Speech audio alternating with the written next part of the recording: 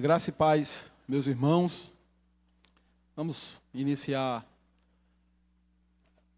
abrindo a palavra de Deus no capítulo 19 do livro de Apocalipse.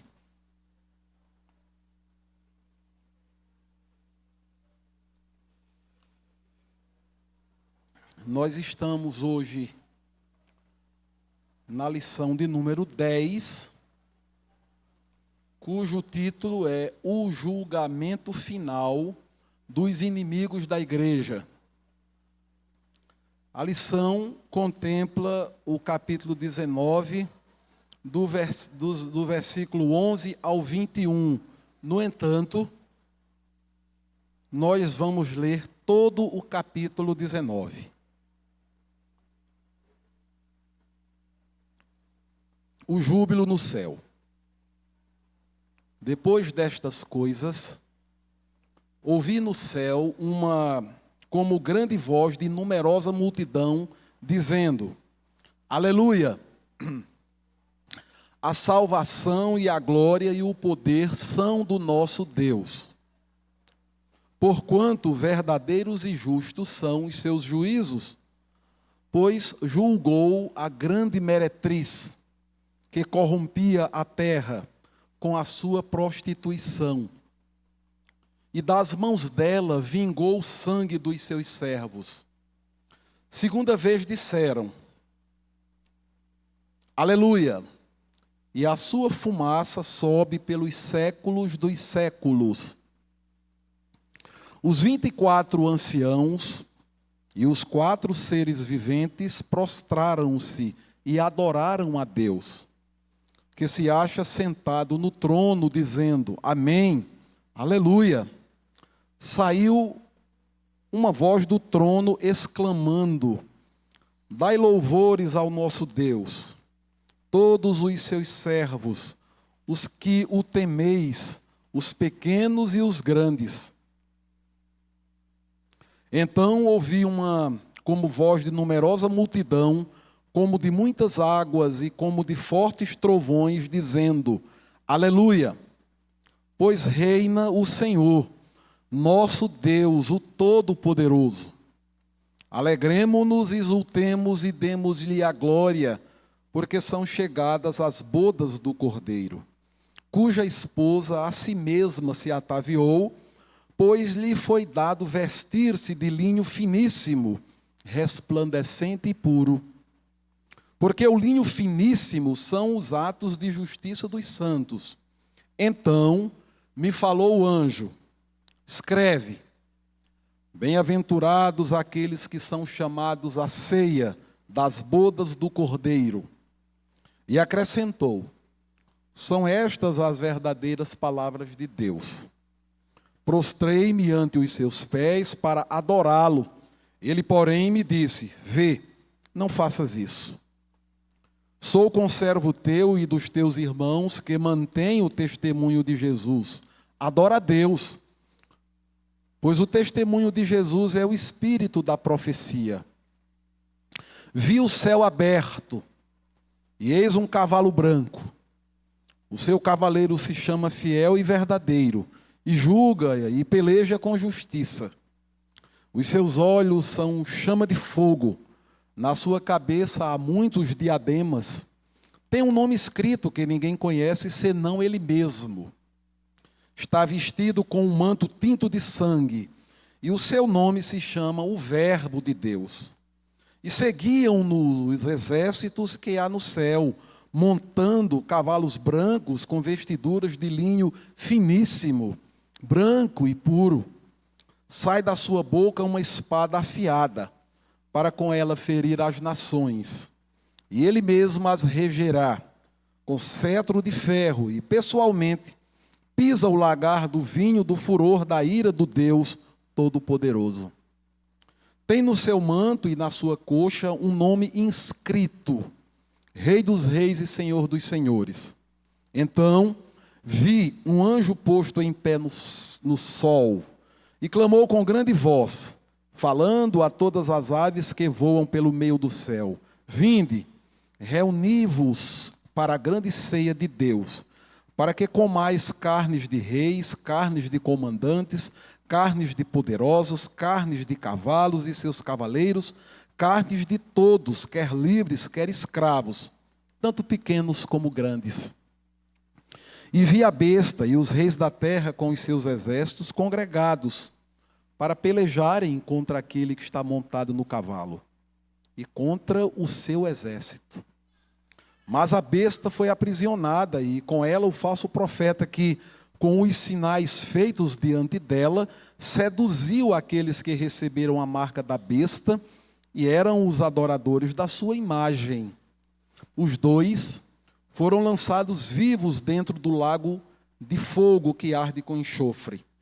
Os restantes foram mortos com a espada que saía da boca daquele que estava montado no cavalo, e todas as aves se fartaram das suas carnes. Vamos orar. Senhor nosso Deus, nosso Pai, estamos nos encaminhando para a parte final desta tão grandiosa e gloriosa revelação que o Senhor Jesus enviou para João ali na ilha de Pátimos, para ser primariamente destinada às 7 igrejas da Ásia, que já estavam experimentando o ardente fogo das perseguições, mas por extensão estas cartas, esta mensagem, esta revelação, ela é destinada a toda a igreja de Deus, em todo tempo, em toda era, em todo lugar, para trazer-nos a viva e morredora esperança, até que Cristo volte e todos os seus inimigos sejam postos debaixo dos seus pés. E assim o novo céu, os novos céus e a nova terra haverão de ser implantados, não haverá mais injustiça, nem pecado, nem dor, nem pranto, nem lágrima, nem morte, mas somente alegria e paz no Espírito Santo, a serem vivenciadas por toda a eternidade pelos teus remidos.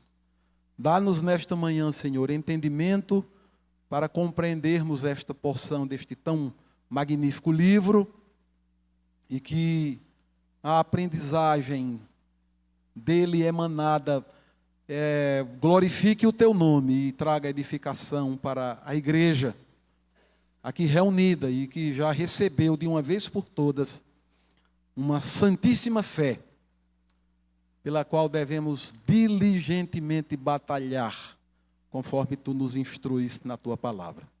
É assim que te oramos agradecidos no nome de Jesus, que vive e reina para todo sempre.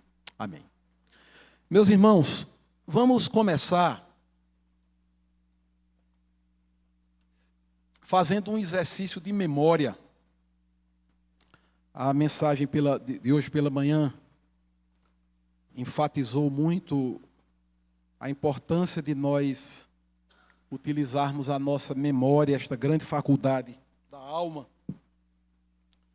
para nos fixarmos na palavra de Deus e nas suas grandes promessas. Vamos começar o nosso estudo de hoje, desta lição de número 10, que aponta para o julgamento final dos inimigos da igreja, que está aí no capítulo 19, fazendo uma recapitulação didática, mas penso eu necessária para a gente ir fixando na mente algumas linhas básicas de compreensão deste livro.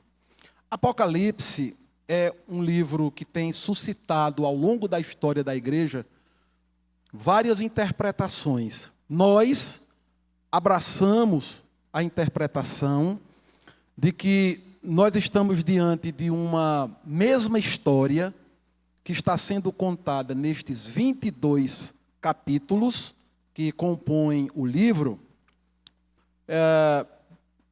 É a mesma história contada em 7 sessões diferentes, histórias essas que são contadas, que são repetidas de maneira progressiva, ou como os teólogos reformados, presbiterianos, que abraçam esta interpretação, que eles chamam de uma interpretação de um paralelismo progressivo.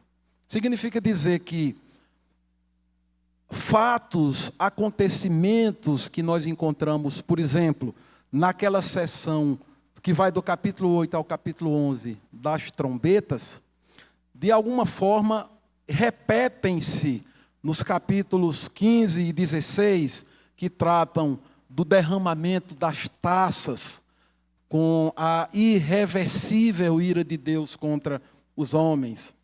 Aquilo que é narrado no capítulo 16, 15 e 16, de certa forma se repete também nos capítulos 17, 18 e 19, quando os inimigos de Deus, tal como veremos aqui, eles vão sendo um a um derrotados e vencidos pelo poder da palavra do Cordeiro e do seu sacrifício. Então, nós temos uma mesma história, contada de 7 maneiras, em 7 etapas, de 7 formas.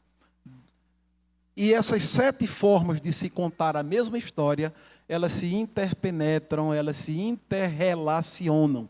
Essa é a interpretação que eu particularmente abraço e muitos que professam a fé na perspectiva reformada. Muito embora haja outros entendimentos, este é o entendimento que nós abraçamos e eu particularmente. Então, eu queria começar fazendo uma recapitulação dessas 7 sessões que compõem o livro de Apocalipse. Penso eu que, na medida em que nós compreendermos com clareza esta sétupla divisão do livro, o livro vai crescer enormemente para nós.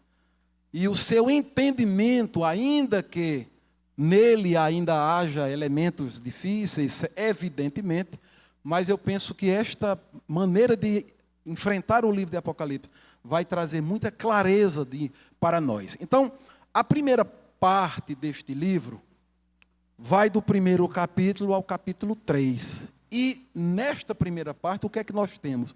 Nós temos as 7 igrejas, os 7 candeeiros, para as quais igrejas, as cartas elas vão ser encaminhadas à igreja de Éfeso, de Esmirna, de Sardes, de Pérgamo, de Tiatira, de Laodiceia, de Filadélfia, aquelas 7 igrejas, que eram igrejas reais, existentes lá na Ásia, no primeiro século.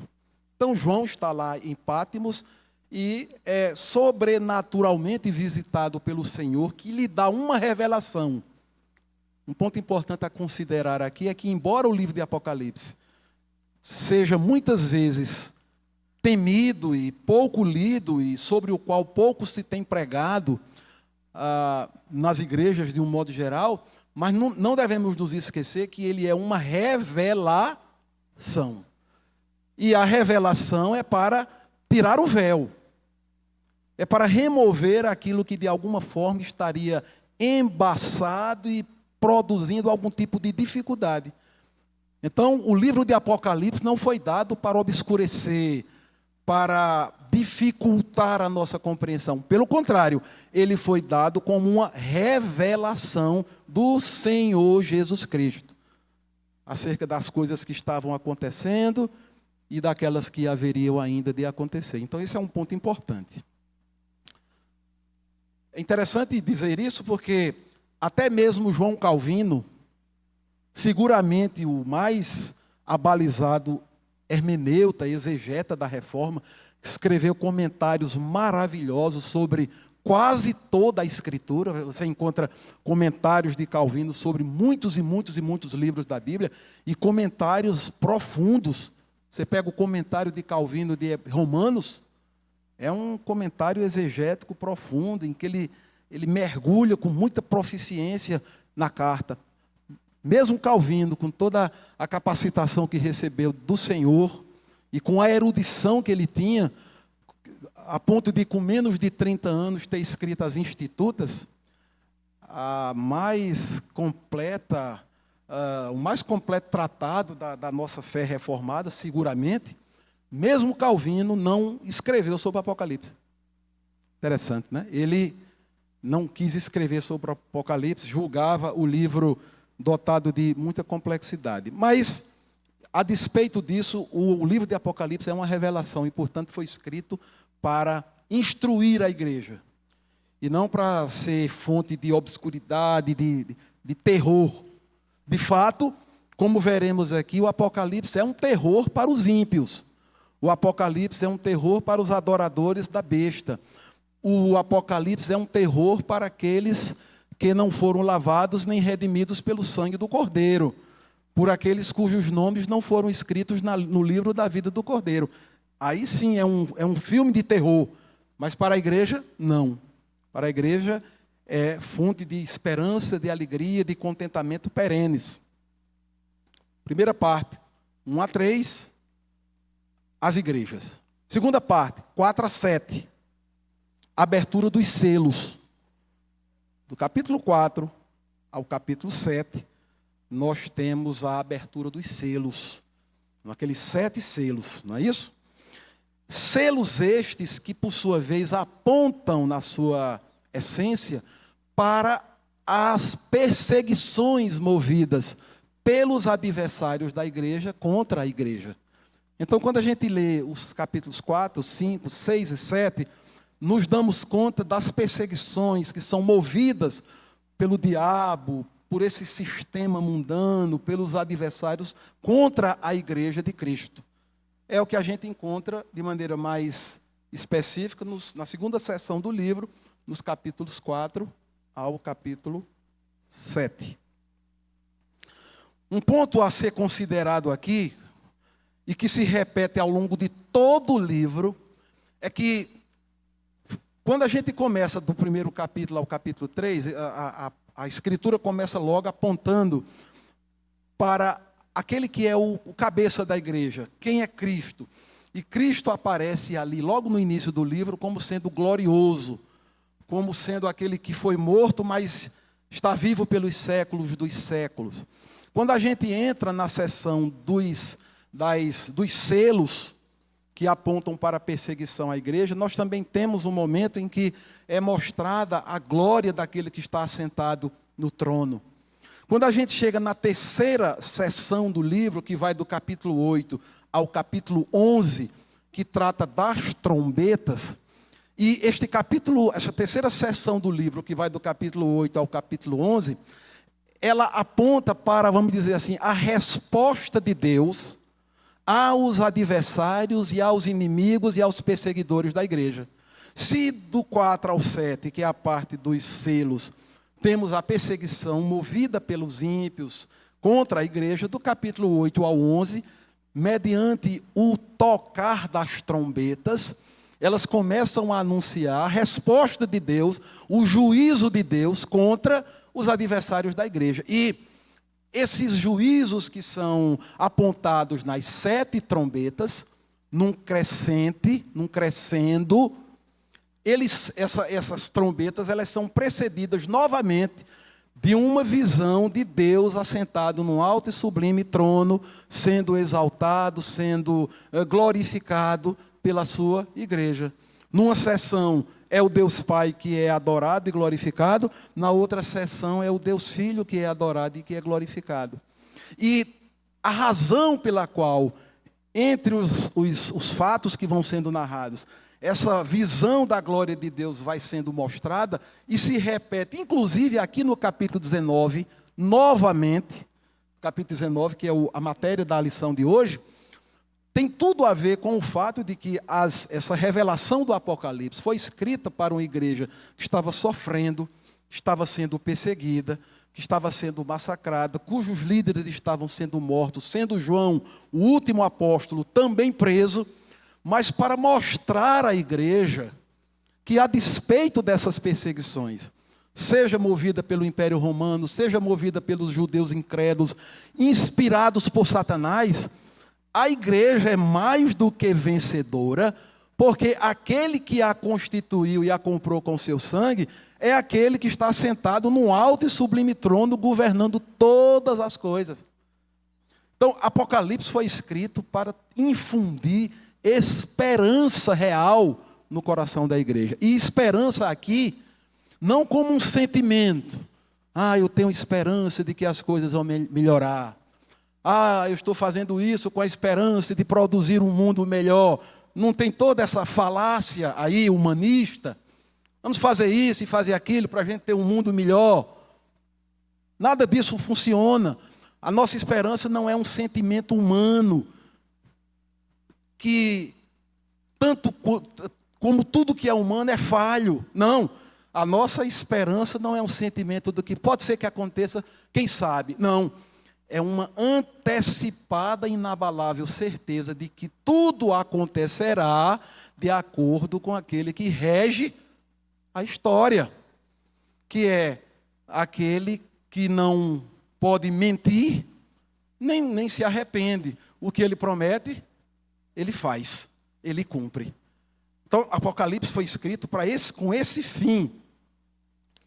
Primeira sessão, as igrejas. Segunda sessão, os selos. Terceira sessão, as trombetas. Dos capítulos 12, 13 e 14, nós temos, por assim dizer, a descrição dos grandes inimigos da igreja. A besta que sobe da terra, a besta que sobe do mar, o falso profeta, o anticristo, e tudo isso regido, governado, comandado pelo grande dragão, Satanás, a antiga serpente. Aquela mesma serpente que rebelou-se contra Deus, arrastou consigo uma terça parte dos anjos que seguiram o seu curso de rebelião contra o Criador e que visitou malignamente os nossos pais lá no Éden, lançando sobre o coração deles dúvida sobre a palavra de Deus, sobre o caráter de Deus, contou com a aquiescência de Eva, depois com a aceitação de Adão, que preferiram dar ouvidos à serpente e não ao Criador, caíram, e o resto da história todos sabemos. A raça humana caiu em pecado, ficou afastada de Deus. O salário do pecado é a morte. Então, capítulos 12, 13, 14, nós temos um vislumbre, vamos dizer assim, dessa orquestra do mal. É o anticristo, é o falso profeta, é a besta, é todo um sistema que se levanta contra Deus, que opera contra Deus e, consequentemente, contra a sua igreja. Então, eu tenho a primeira sessão, a igreja, a segunda sessão, os selos, a terceira sessão, as trombetas, a quarta sessão, esses inimigos. A quinta sessão, capítulos 15 e capítulo 16, ela foi estudada domingo passado, pelo irmão Carlos. E essa quinta sessão, que compreende aí os capítulos 15 e os capítulos 16, essa sessão é a sessão das 7 taças. Veja, dentro dessa compreensão de paralelismo progressivo, nas trombetas são anunciados juízos, penalidades de Deus contra os ímpios. Mas lá nas trombetas ainda há misturada com a ira, a misericórdia, o convite ao arrependimento. Aqui, na quinta sessão, que compreende os capítulos 15 e 16, com o derramamento das taças, o juízo vem, e o juízo não vem mais acompanhado do arrependimento desses homens, pelo contrário. Tanto é assim que a cada taça que é derramada com a ira de Deus, ao invés de os homens se arrependerem dos seus pecados, a gente encontra repetidas vezes a expressão: blasfemaram contra Deus, blasfemaram contra Deus, blasfemaram contra Deus. Morderam as suas línguas, num ato de rancor, de ira contra o Criador. O que a gente encontra, por exemplo, lá no capítulo 2 do livro de Salmos.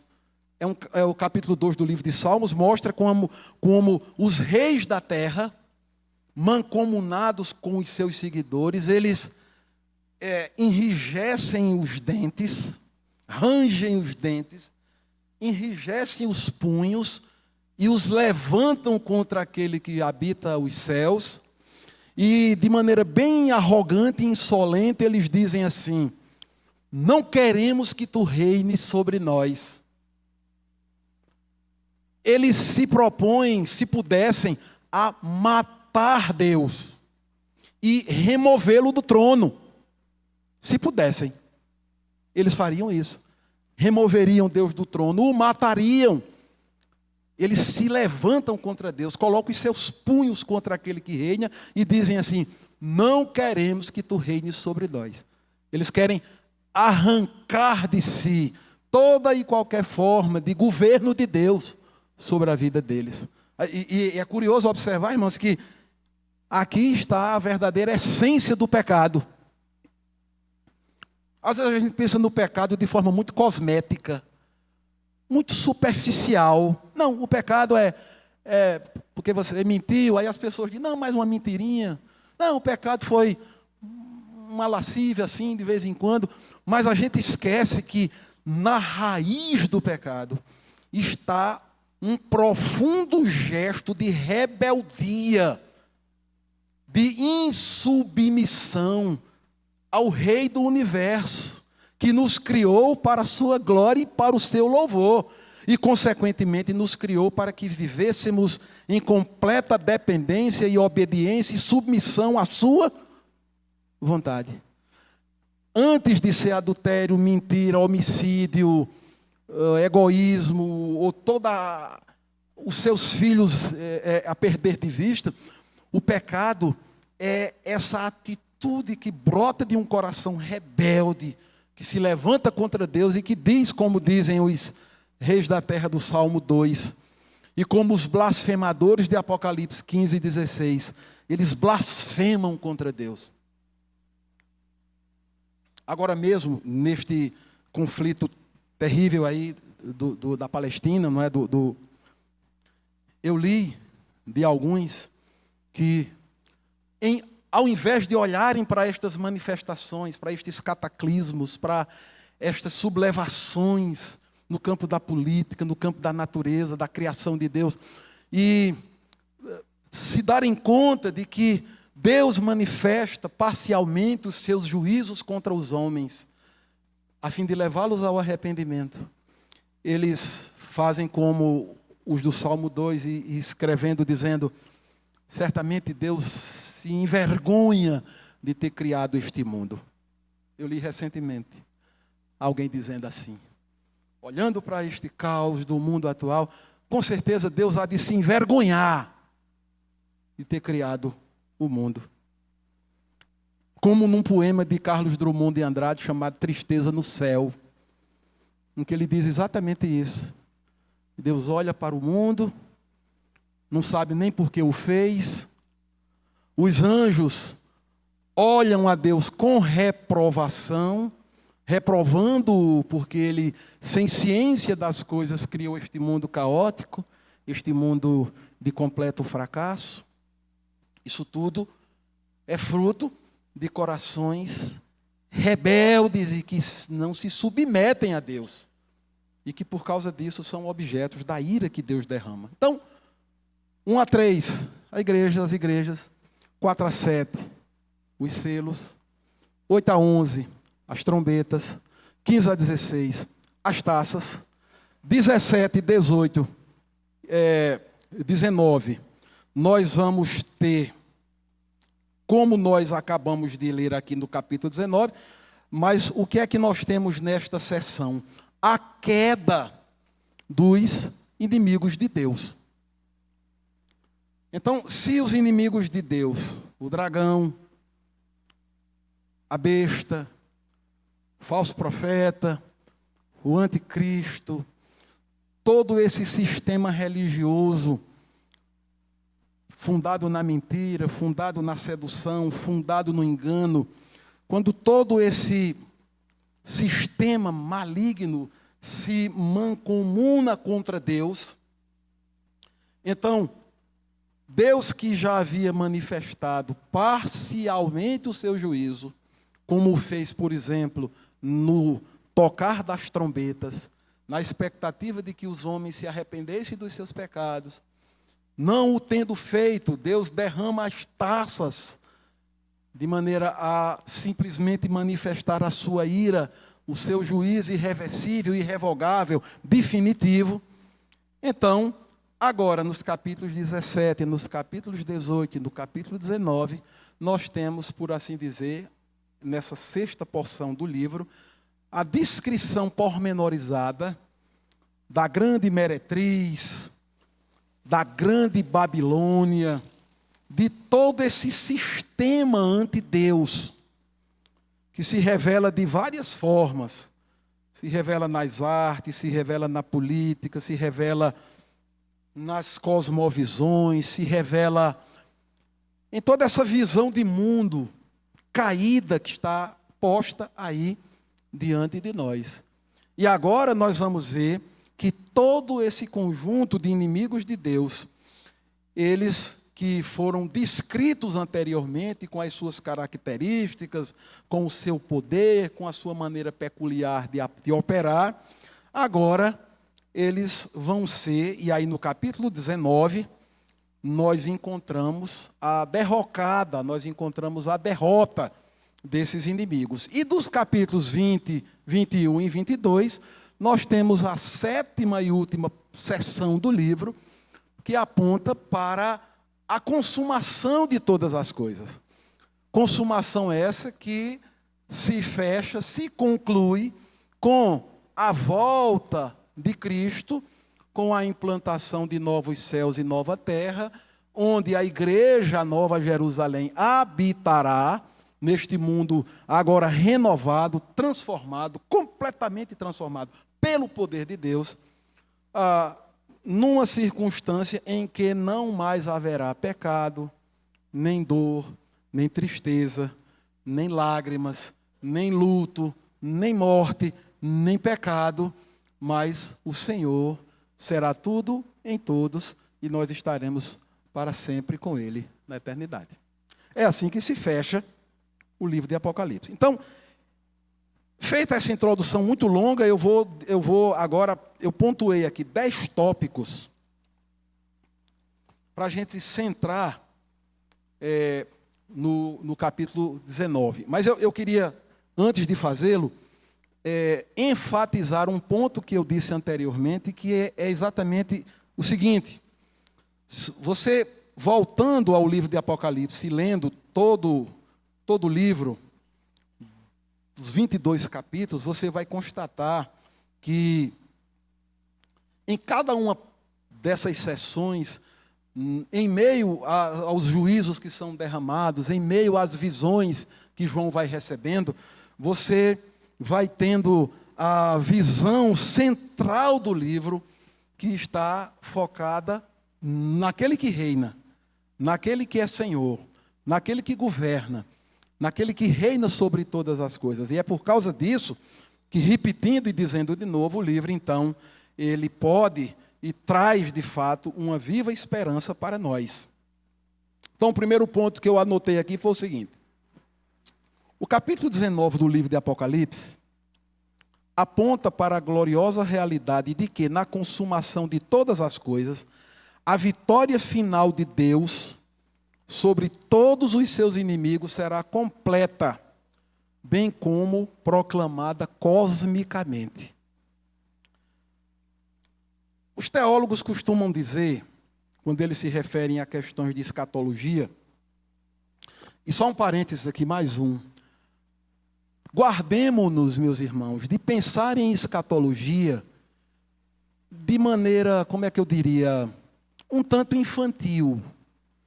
Normalmente, quando acontece um episódio como o do conflito, mais um, lá no Oriente Médio, envolvendo Israel e o grupo terrorista, ou quando explodiu a guerra do Irã contra o Iraque, ou quando aconteceram vários fatos da história, as pessoas correrem imediatamente para Apocalipse, para Daniel, para Ezequiel, e tentarem fazer encaixes arbitrários não é? Derrubaram as torres, então isso aqui é o cumprimento que escreveu e não sei o que e tal, tal. Esse tipo de escatologia é um tipo de escatologia pobre. É um tipo de escatologia, vou repetir o termo adotado, um tanto infantilizado. Porque, na realidade, toda a Escritura, ela é escatológica.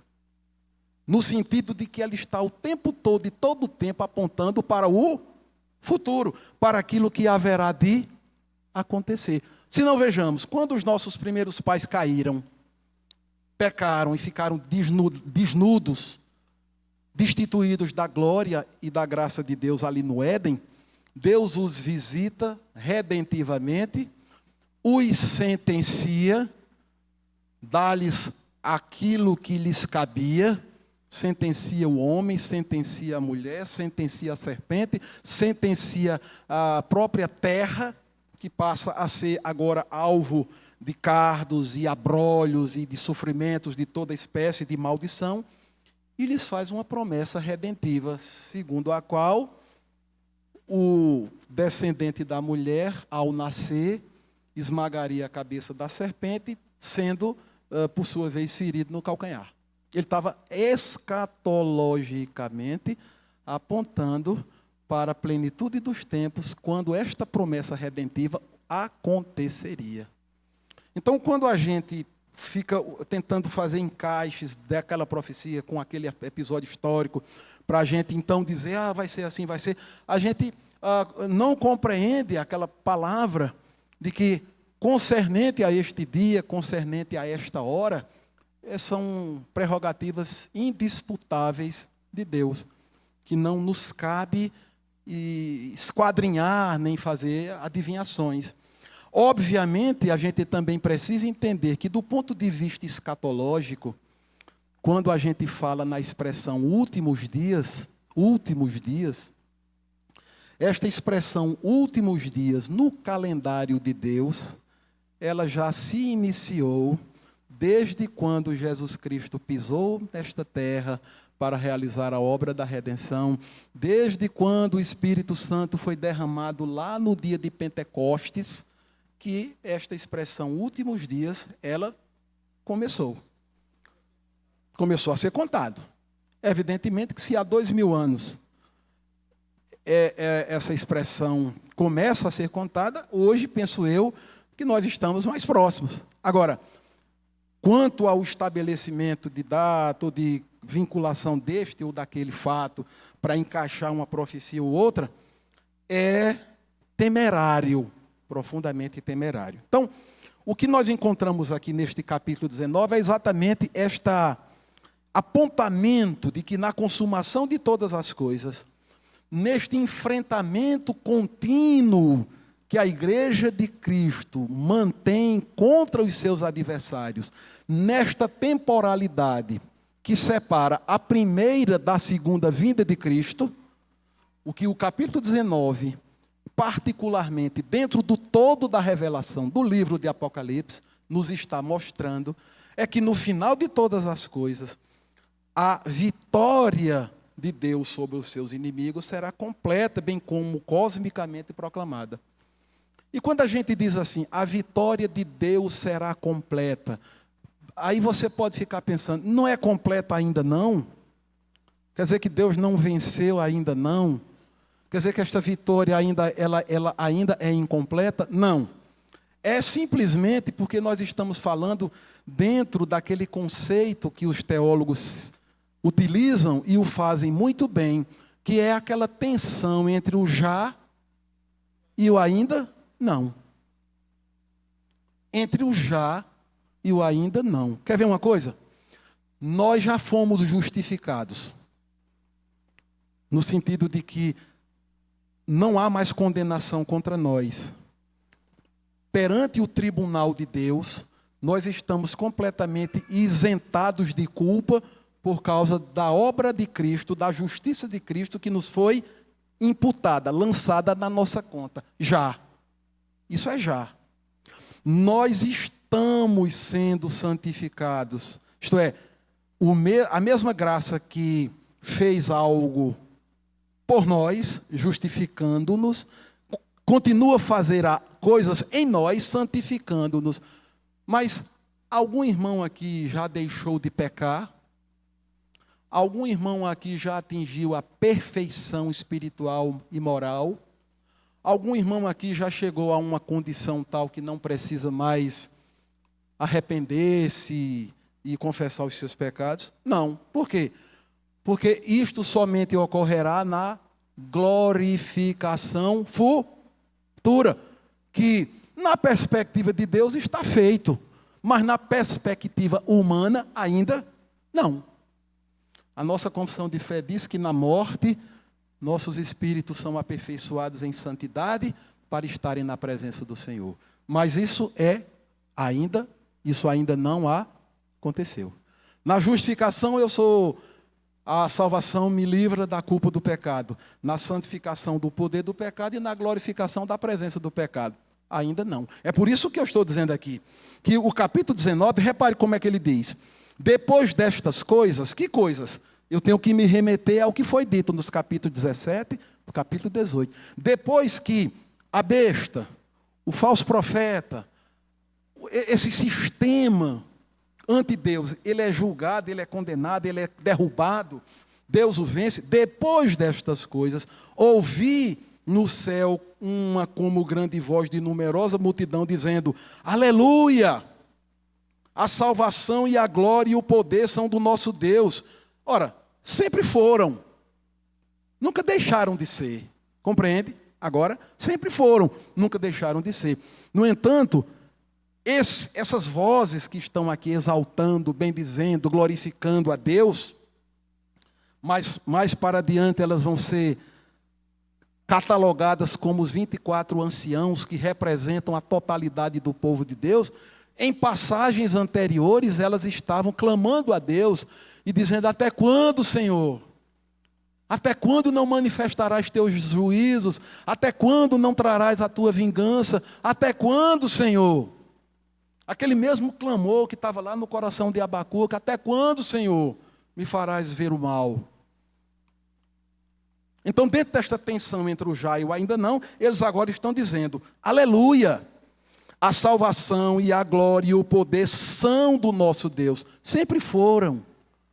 Mas estamos a falar na perspectiva do cumprimento destas profecias que se dão no tempo, que se dão na história.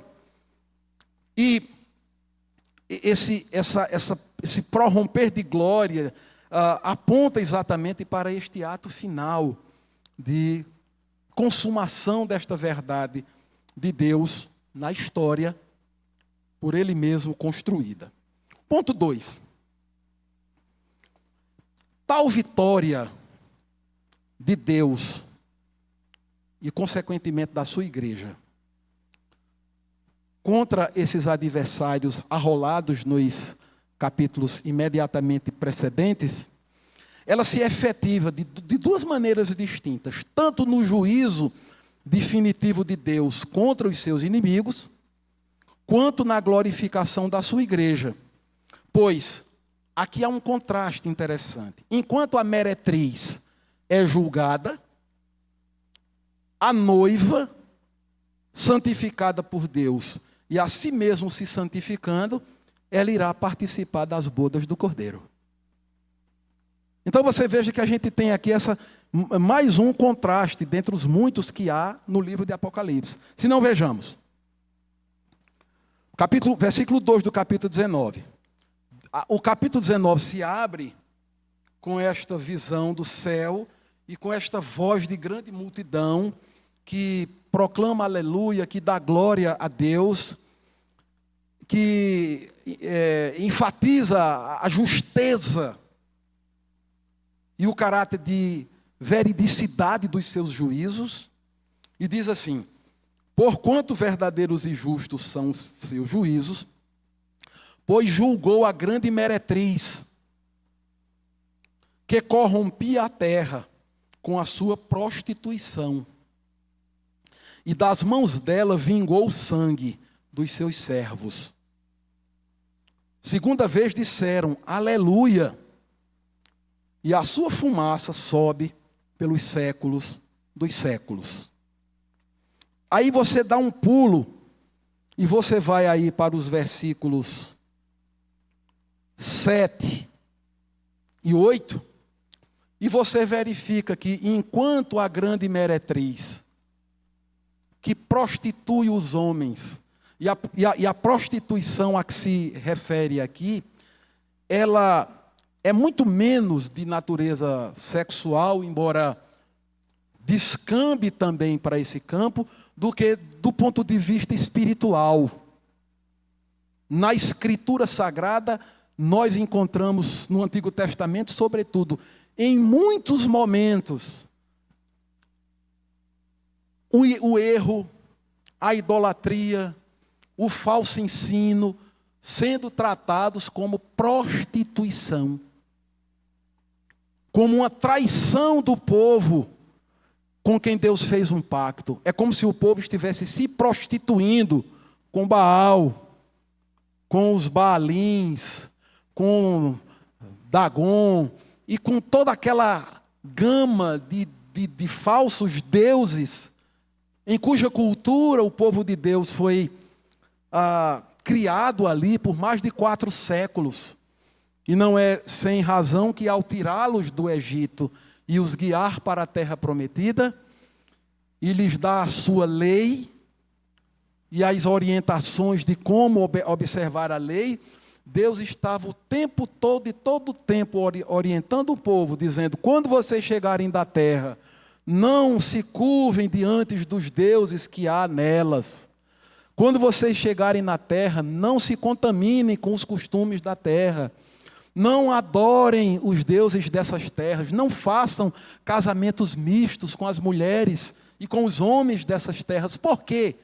Porque vocês vão corromper o meu culto, vocês vão comprometer a minha lei, vocês vão cair no sincretismo, vocês vão adorar bezerros de ouro, vocês vão se prostituir. Falsa adoração é uma forma de prostituição espiritual. Não só no sentido literal. Então, aqui eu tenho de um lado a meretriz, aquela que prostitui, aquela que corrompe, aquela que oferece falsos prazeres, aquela que relativiza a verdade, aquela que adiciona água ao leite puro da palavra e corrompe e mina a autoridade da Escritura. Isso é prostituição. Contrastando com esta meretriz, este sistema caído que se levanta contra a palavra de Deus e o prostitui e o corrompe, eu tenho um pouco mais abaixo, falaremos mais a miúde adiante, mas eu já tenho o vislumbre. Alegremo-nos e exultemos e demos-lhe a glória, porque são chegadas as bodas do Cordeiro, cuja esposa a si mesma se ataviou, pois lhe foi dado vestir-se de linho finíssimo, resplandecente e puro, porque o linho finíssimo são os atos de justiça dos santos. Então, enquanto a meretriz está sendo julgada pela sua prostituição, pela sua mentira, pela sua sedução, pelo engano, pelo erro, pela falsa doutrina, a noiva está se ataviando a si mesma, isto é, ela se santifica a si mesma, tendo recebido do seu noivo as credenciais para tal. E aqui já antecipadamente a gente vê que na santificação nós nos santificamos a nós mesmos, muito embora Deus seja o motor, o ponto de partida. Eu me santifico a mim mesmo porque Deus me santifica. Mas na santificação não há passividade, não deve haver passividade. Tanto é assim que você não vai encontrar na Bíblia, em lugar nenhum, uma ordem para você se justificar. Justificai-vos diante de Deus. Não há. Deus é que nos justifica através de um ato jurídico perfeito, lançando na conta da gente a justiça do seu Filho. Mas uma vez justificados, a palavra de Deus em vários momentos, em várias passagens, em vários lugares, nos exorta a que nos santifiquemos. Eu me santifico a mim mesmo, Deus me santifica e eu me santifico. Deus me santifica e eu me santifico. Há uma participação ativa. Então, o contraste. A meretriz é julgada. A noiva vai para as bodas do Cordeiro. Terceiro ponto. Apocalipse 19, que é o tópico da lição, mas notem que a gente tem que estar indo para trás, indo para frente, porque é um todo, não é? O livro de Apocalipse é de uma beleza literária extraordinária. Nós frequentemente ficamos encantados com o estilo de Paulo, não é? O caráter, a maneira como Paulo escreve, as argumentações paulinas, a carta aos Romanos, um esplendor, a carta aos Gálatas, um tratado teológico que Martinho Lutero chama de a carta da liberdade, a carta aos Efésios, e nós nos encantamos com os escritos de Paulo, mas Apocalipse, meus irmãos, é de uma beleza literária raras vezes vista. E o mesmo espírito que estava em Paulo, guiando-o na redação das suas cartas, era o mesmo que estava em João, guiando-o na redação deste livro tão belo, tão bonito do ponto de vista literário e tão profundo do ponto de vista doutrinário. Terceiro ponto. Apocalipse 19, corroborando o que é ensinado em toda a Escritura Sagrada, deixa claro que o juízo final de Deus, veja, eu estou falando de juízo final, porque a história da humanidade ela está encharcada de manifestações parciais do juízo de Deus. A revelação especial, a Escritura, ela está cheia de manifestações parciais do juízo de Deus.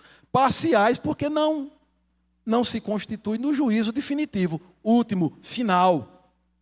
Veja que Deus fez com que Nabucodonosor comesse como bicho, pastasse como animal, não foi? Lá no campo. Com que objetivo? Com que finalidade? Humilhá-lo para levá-lo ao arrependimento. Deus derrubou Paulo no chão, fazendo-o provar da poeira das terras palestinas. Para quê? Para humilhá-lo. Tirar do seu coração aquela dureza de judeu cheio de justiça própria e que julgava estar fazendo um serviço para Deus na sua ignorância e na sua incredulidade, com vistas a levá-lo ao arrependimento. E outras, e outras, e outras. Mas nós estamos a tratar aqui do juízo final, aquele no qual não haverá mais possibilidade de arrependimento, não haverá mais possibilidade de salvação. Então, o Apocalipse 19 deixa claro que o juízo final é uma incontestável realidade. Parece que foi Agostinho quem disse que Deus não pune todos os homens, somente pune alguns homens aqui e agora, para os outros levarem em consideração. E não pune a todos, já aqui e agora, para que todos se lembrem de que haverá um juízo final. Esse capítulo, meus irmãos, ele nos fala da doutrina da ira de Deus, sobre a qual eu escrevi. Às vezes a gente não quer considerar essa passagem, essa doutrina. Mas a W. Pink disse que na Escritura há mais referências à ira de Deus do que aos seus outros atributos. Não para que isso signifique que há desequilíbrio nos atributos de Deus, em hipótese alguma, mas para deixar-nos bem avisados de que Deus não tomará o culpado por inocente e que fará ajuste de contas com a humanidade. E que para aqueles que neste ajuste não tiverem o sangue, como nos umbrais das portas das casas dos hebreus, quando da passagem do anjo da morte, será muito triste. Será muito triste para aqueles que não têm a marca do sangue de Cristo. Isto é, não foram regenerados, lavados com seu sangue, justificados. Não lavaram as suas vestes no sangue do Cordeiro. Não têm estas roupas de linho branco, puríssimo. Para esse será terrível.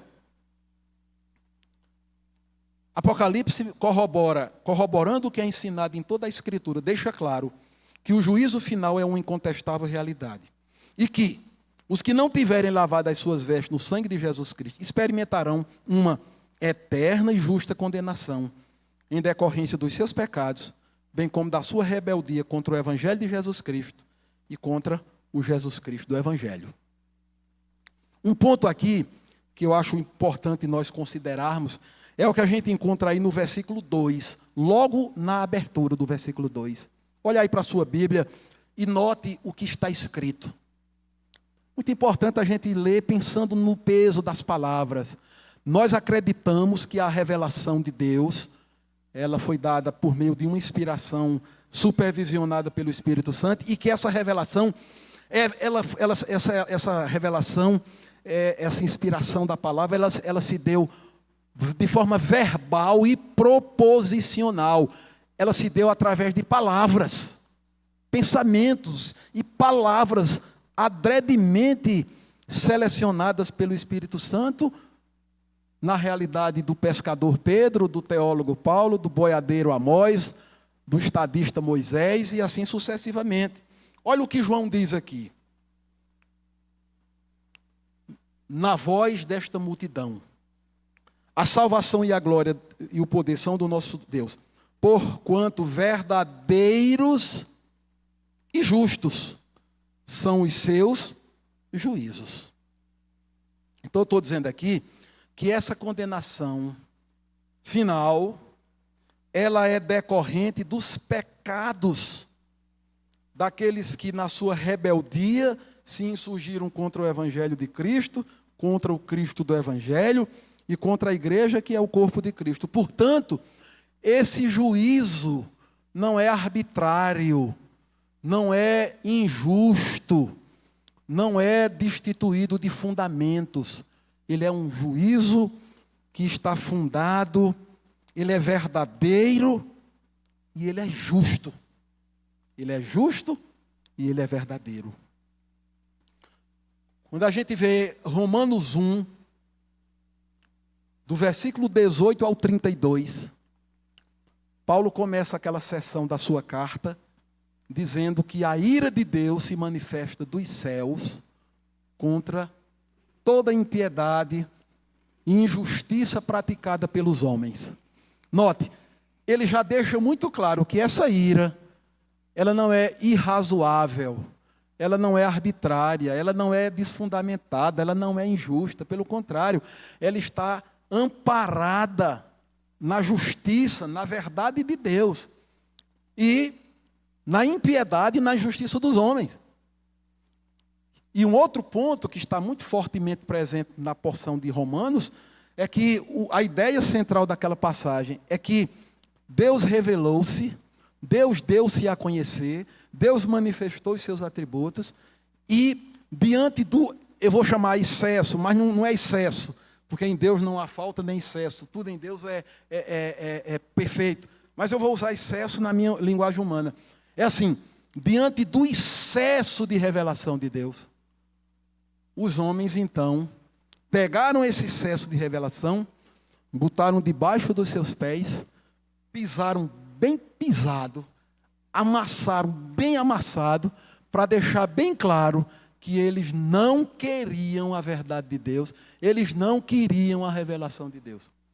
Eu estou me lembrando aqui de um episódio recente na história desventurada do nosso país, quando houve o julgamento no Tribunal Superior Eleitoral,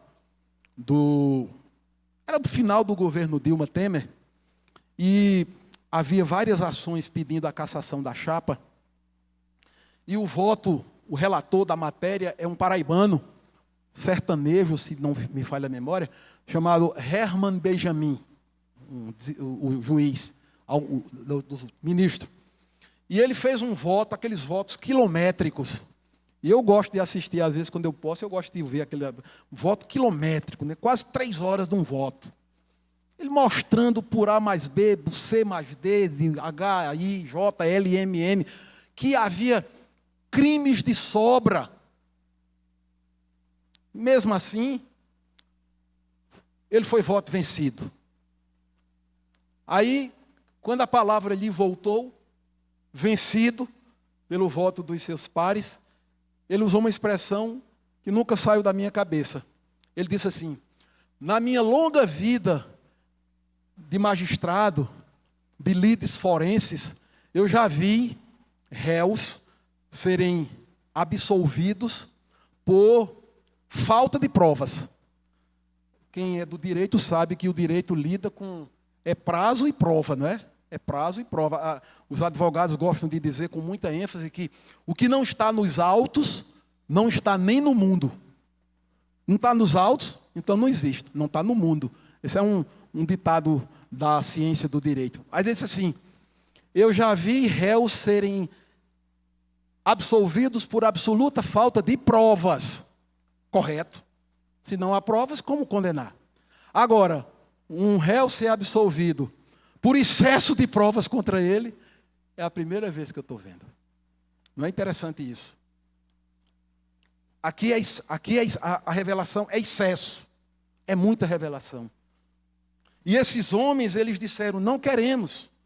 Nós não queremos o Cristo, nós não queremos a verdade, nós queremos a besta, queremos a meretriz, queremos a grande Babilônia, queremos nos locupletar dos prazeres deste mundo, queremos nos lambuzar no erro, na mentira, no pecado. É por isso que eles dizem aqui: seus juízos são verdadeiros e justos. Um quarto ponto, meus irmãos, que eu extraio desta belíssima passagem do capítulo 19, que aponta para o julgamento final dos inimigos da igreja, é que não há aqui espaço para a doutrina do aniquilacionismo, segundo a qual, depois de sofrerem por certo tempo, os ímpios serão simplesmente aniquilados, deixando de existir.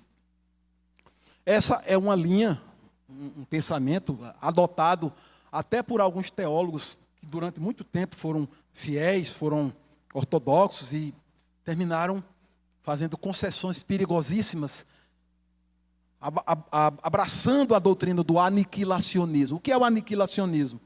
É a ideia de que os impenitentes, os que rejeitaram a Cristo, os que não se renderam ao seu senhorio, os que salvos não foram, depois de algum tempo de punição pelos seus pecados, eles serão aniquilados.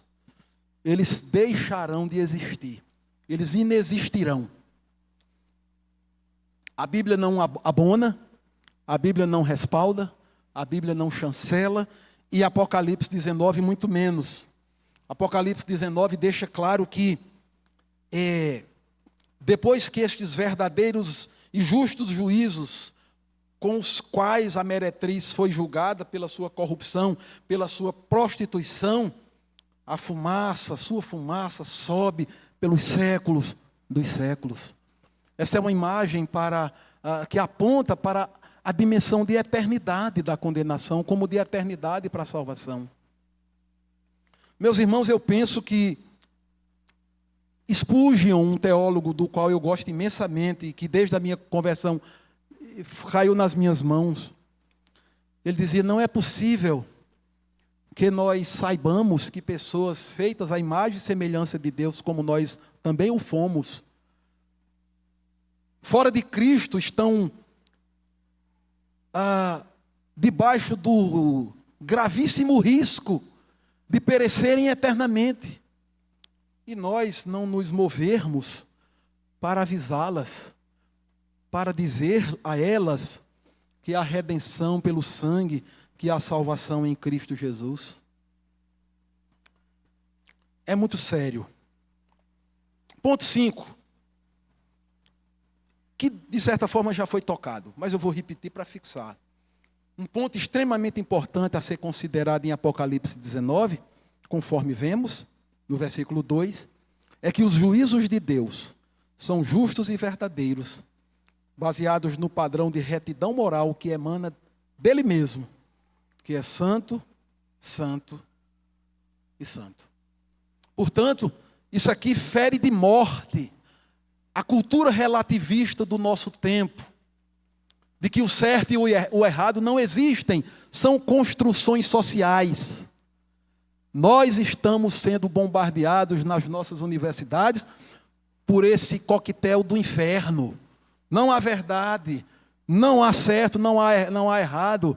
Você cria o mundo, você se constrói, você é o ponto de partida. Se você parar para pensar, isso é tão maligno. Quando você volta os olhos para a criação, que é o ponto de partida de tudo, visto que a Escritura não começa com a redenção, ela começa com a criação, por óbvio, é Deus criando. Perceba, a cada item do relato da criação vai sendo dito, e disse Deus, e assim foi feito. Disse Deus e foi feito. Haja luz e houve luz. Haja separação entre luz e trevas e houve. Deus viu que era bom. Faça-se isso, foi feito. Faça-se isso, foi feito. Repare, o ponto é que as coisas, elas têm um sentido, elas têm uma significação, elas têm uma estrutura, elas têm uma verdade que é decorrente do ser que as criou assim. E não o fruto de um acaso para ser gerido pela vontade caída, corrompida, meretrizada, prostituída do homem. O que o texto vai dizer com clareza é que esses juízos são verdadeiros e justos, porque justos e verdadeiros são atributos do ser que criou as coisas. E elas emanam dele, que é um ser santo, santo, santo. Portanto, esse relativismo, esse pragmatismo, esse ceticismo, nada mais é do que o caldo dessa sopa maligna, dessa meretriz, desta Babilônia, deste sistema em que o mundo está mergulhado. Ponto 6. Apocalipse 19 fere de morte a ímpia e corrompida cultura do relativismo, sustentada, dentre outras, pela meretriz, que seduziu as nações que amaram ser seduzidas. Repare que aí, nesta porção de Apocalipse 19, em 3 versículos distintos, você vai encontrar a expressão verdadeiro, verdadeiro. No versículo 2, no versículo 9 e no versículo 11. No 2, no 9 e no 11, você vai encontrar a expressão verdadeiro, verdadeiro, verdadeiro, verdadeiro. Contraposta esta verdade verdadeira ao engano e ao erro e à prostituição e à corrupção da meretriz e do sistema religioso. Ponto 7. Apocalipse 19 ratifica uma das mais consoladoras verdades da palavra de Deus. Deus reina, está assentado no trono, de onde tudo governa, segundo os seus eternos propósitos. Agora, a pergunta que não quer calar, diante de tão irrefutável verdade bíblica, é a seguinte: 2 pontos. Como conciliar, meu irmão, minha irmã que está aqui, como conciliar a verdade de que Deus reina, que perpassa todo o livro de Apocalipse, toda a Escritura, mas em particular o livro de Apocalipse? Como conciliar esta verdade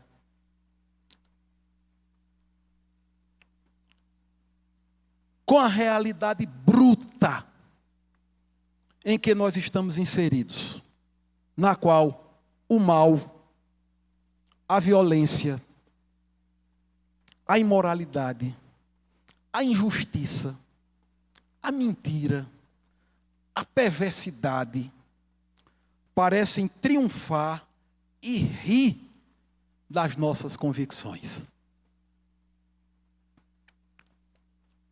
A Bíblia diz assim: Deus reina. O livro de Apocalipse foi escrito para as igrejas da Ásia, para as igrejas do primeiro século, do segundo, do terceiro, do quarto, do quinto, do nosso tempo, para as que haverão de vir até a volta de Cristo, para dizer isso: Deus reina. Não importa o poder parcial e provisório de César, não importa o poder parcial e provisório de Hitler, não importa o poder provisório e parcial do comunismo, não importa o poder provisório e parcial da besta, do falso profeta, do anticristo, do dragão, não importa, Deus reina. Foi escrito para dizer isso. Deus reina. Amém? Ele reina.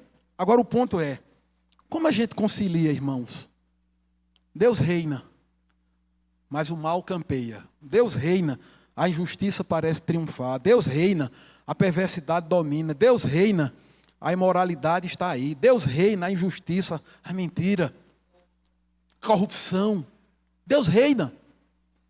E isso não é uma coisa simples de ser encarada, porque servos de Deus do passado se depararam com essa realidade. Eu posso ficar com Abacuque. Abacuque ficou aturdido. Abacuque ficou arrasado ao ver o mal triunfando. Até quando, Senhor? Até quando? E Asaf, capítulo 73. Asaf, Salmo 73. Obrigado. Asaf, por favor, Humberto, pega um pouquinho d'água para mim. Asaf, de tanto ver os ímpios triunfarem, passarem na porta da sua casa, zombando, debochando, rindo, escarnecendo, Asaf disse: os meus pés quase escorregaram. Você já passou por isso? Você já foi visitado por uma sensação de desânimo, de desencanto, quando a sua fé é debochada, ridicularizada, desdenhada, quando o ímpio blasfema contra Deus, debocha de Deus, ridiculariza Deus, e você lava as mãos na inocência, no sangue do Cordeiro, e é debochado, ridicularizado? Deus reina. Como você concilia isso?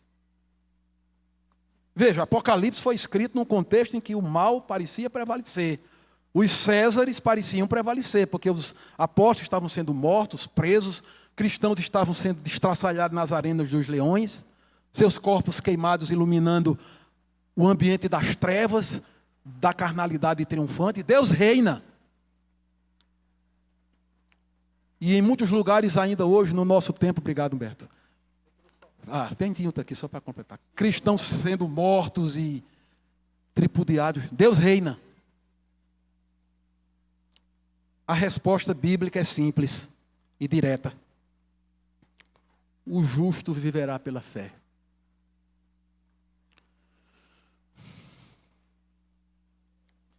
O justo viverá pela fé, irmãos. Deus quer que creiamos nele, que confiemos nele,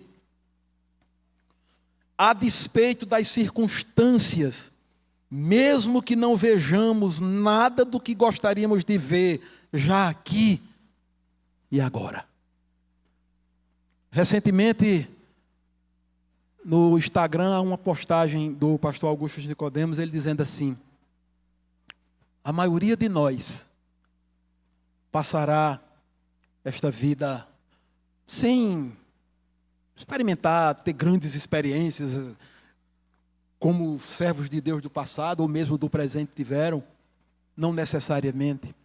A maioria de nós passará por esta vida, muitas vezes recebendo bombardeios constantes nas nossas cabeças, muitas vezes alvos de injustiças e perseguições terríveis. E o que Deus quer de nós é que nós, pela fé que nos foi dada, creiamos que Ele existe, é o galardoador dos que o buscam e está reinando pelos séculos dos séculos. E nós nele, por Ele, para Ele, somos mais do que vencedores. Aqui está o segredo da nossa fé.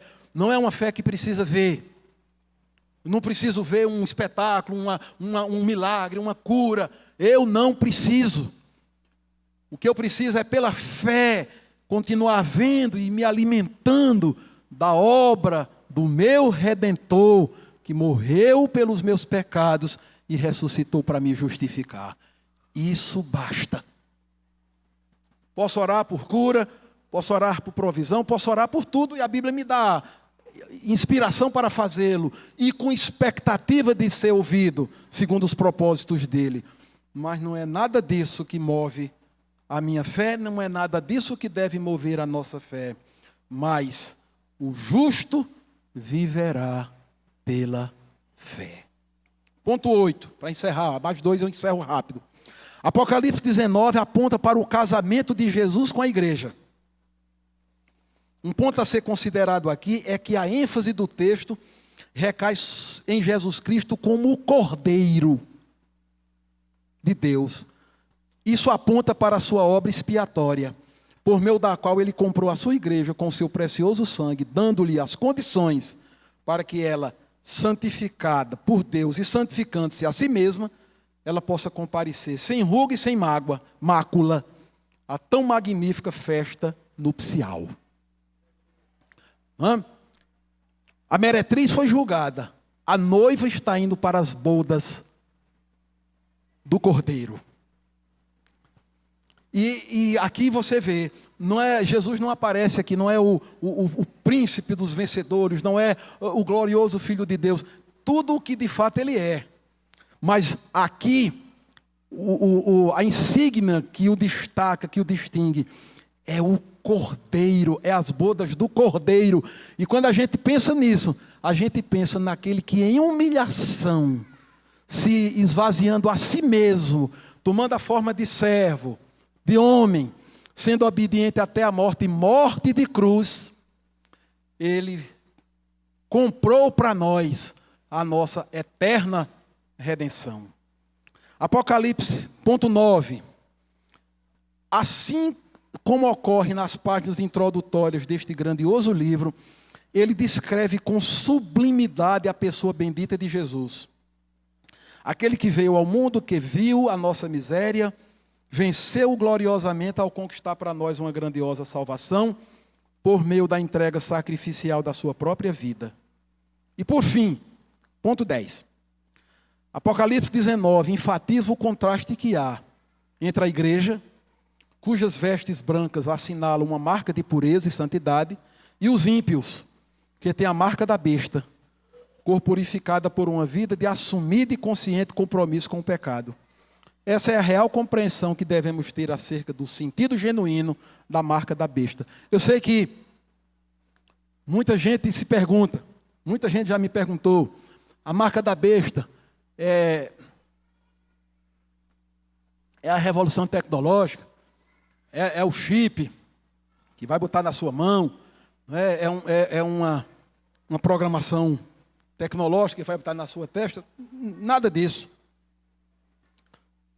O que o texto vai mostrar com muita clareza, com muita cristalinidade, é que enquanto a igreja de Cristo se alimenta da verdade, que é o seu Redentor, enquanto a igreja de Cristo se alimenta do evangelho da verdade, e da verdade do evangelho, que é Cristo, enquanto a igreja se alimenta da Escritura Sagrada, que é a palavra suficiente de Deus, por meio da qual, de sua pregação fiel, nós obtivemos fé salvadora e por ela vivemos, e por ela até morreremos, se for assim a vontade da providência de Deus. Os ímpios seguem este sistema do erro, esse sistema da mentira, esse sistema da falsa doutrina, esse sistema que destoa do puro, claro ensino puro, claro da Escritura Sagrada. Esses que assim procedem, já têm a marca da besta. Não é um detalhe matemático, uma fórmula matemática. É esse sistema anti-Deus que aí está. 2 Coríntios 11, Paulo diz assim, irmãos, eu temo. Veja aí a expressão do apóstolo. Eu temo.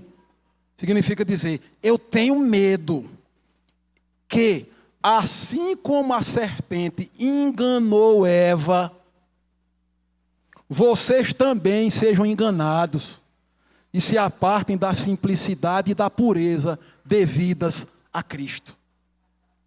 Paulo estava dizendo: irmãos, eu temo que vocês se apartem da verdade do Evangelho, que vocês se apartem das Escrituras, que vocês se apartem da simplicidade da revelação de Deus que está aqui.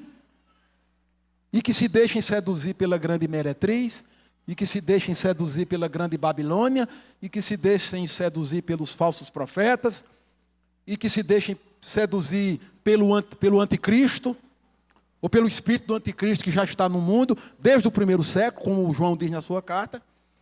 Noutras palavras, que vocês estejam dando ouvidos a doutrinas de demônios. A palavra de Deus, ela não doura a pílula, ela não usa de figura de linguagem, ela diz assim: existe a doutrina que vem do céu e a doutrina que vem do inferno. A doutrina que é de Cristo e a doutrina que é do anticristo. A doutrina que é do profeta supremo, que é o próprio Cristo, e a doutrina que é do falso profeta. A doutrina inspirada pelo Espírito Santo e a doutrina inspirada por Satanás. Paulo diz de novo em Timóteo: nos últimos tempos apostatarão alguns da fé, dando ouvidos a doutrinas de demônios. Meus irmãos, eu já passei 7 minutos, mas é que a lição é fantástica. Este livro abriu-se para mim de uma maneira muito especial nos últimos tempos e particularmente por força deste trimestre. E eu estimulo os irmãos que leiam, meditem neste livro. Adquiram Mais que Vencedores, de autoria de William Hendricks, uma leitura muito pertinente desta magnífica porção da Escritura Sagrada. E leiam Apocalipse para robustecer a fé, na perspectiva de que Deus reina, a despeito das circunstâncias pelas quais eu e você e a igreja, nós tenhamos de passar nesta vida. Vamos nos colocar de pé, meus irmãos, e vamos orar.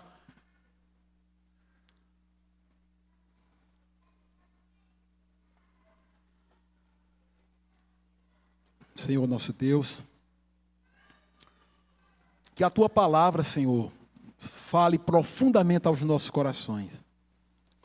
Esta porção do livro de Apocalipse, que compreende os capítulos 17, 18 e 19, elas vão se aproximando do final, quando nós vemos os Teus inimigos sendo vencidos um a um.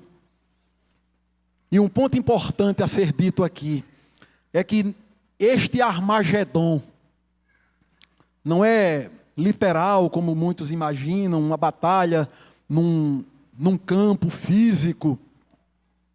Mas neste Armagedon, os inimigos da tua igreja, a besta, o falso profeta, o anticristo, o dragão, a grande Babilônia, todo este sistema antideus, ele será vencido não por bomba atômica, não por bomba nuclear, não por metralhadoras, não por armas potentes, mas pelo sopro que sai da tua boca, que é a tua palavra. Como está escrito. É a tua palavra, Senhor, que também nos faz vencer o vil tentador, a serpente maligna, o dragão, lá do Éden, o mesmo que tentou Jesus lá no deserto, o mesmo que se aproximou de Pedro para levá-lo a querer dissuadir o seu mestre da obra da redenção, o mesmo sobre o qual Paulo falou, temendo que ele viesse a enganar os crentes ali da igreja de Corinto. É o mesmo dragão, a mesma serpente que continua viva e que, embora derrotada já tenha sido, ela ainda está com a sua cauda mexendo e fazendo muitas vezes estragos. Não permita, Senhor, que sejamos enganados, ludibriados por ela. Abre as nossas mentes. Dá-nos o discernimento do Teu Santo Espírito. Dá-nos um santo desejo de estarmos o tempo todo o tempo, retornando às Escrituras. Porque é nelas que nós encontramos as instruções vivas e verdadeiras para a nossa vida aqui e na eternidade. Conduz-nos agora aos nossos lares, dá-nos uma tarde de repouso, de atos de misericórdia e traz-nos à noite, para continuarmos a Te servir, em espírito e em verdade. É assim que Te oramos gratos, no nome de Jesus, que vive e reina para todo o sempre. Amém. Amém.